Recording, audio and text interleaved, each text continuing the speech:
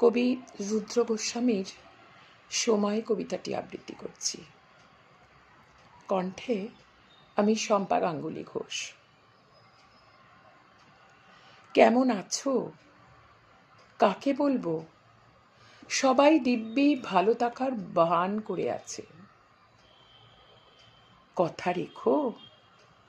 কাকে বলবো? সবার কাঁধে একটা করে না রাখা কথার পাহাড়।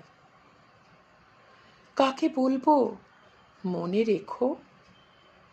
সবার হৃৎপিণ্ডে টাঙানো কয়েক প্রস্তর রঙিন মুখোশ।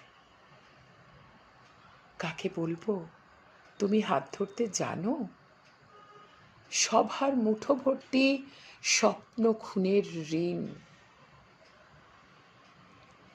কাকে বলবো শুনতে পাচ্ছ? কেউ এখানে কান পেতে নেই। কাকে বলবো ইচ্ছে হলে আসতে পারো? সবাই যাবার জন্যে পা বাড়িয়ে প্রস্তুত। কাকে বলবো দেখে যাও? তোমার অপেক্ষায় দাঁড়িয়ে আছি। সবার চোখে চওড়া ফ্রেমের রূপলি আকাশ।